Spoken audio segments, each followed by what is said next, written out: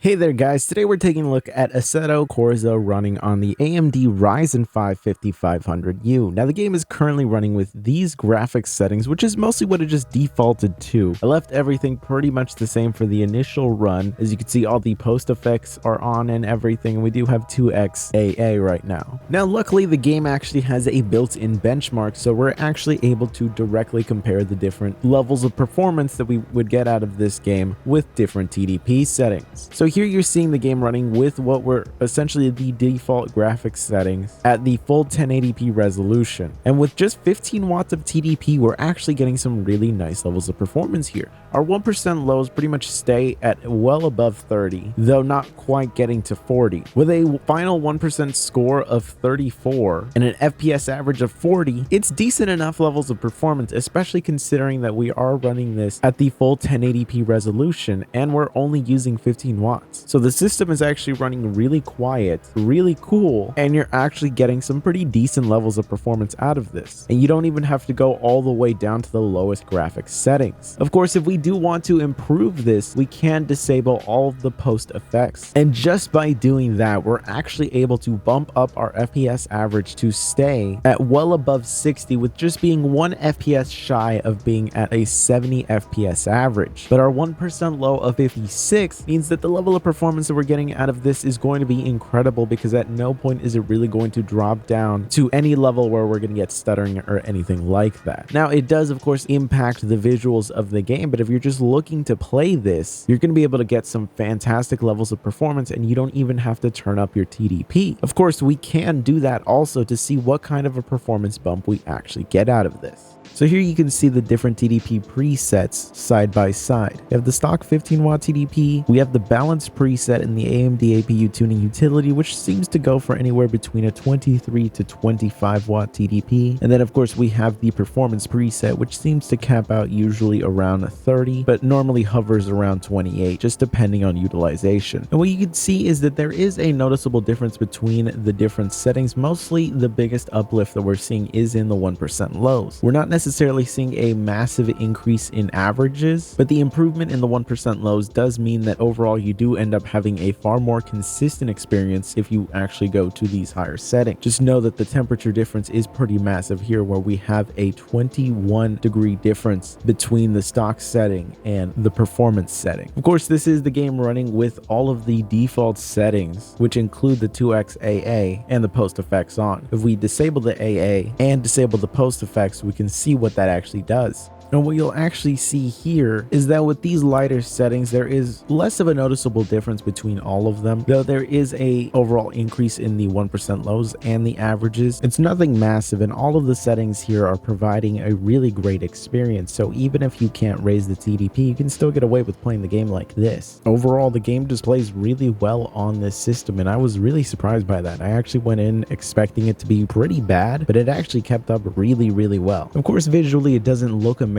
with the settings that you have to use to play the game, but it is running at a really great level here. And visually speaking, it doesn't look completely terrible. And the best part is you can pick up the game usually for around $3 to $4. So it's a really cheap game if you want to get into these more intense car simulating games. But I'll see you guys next time.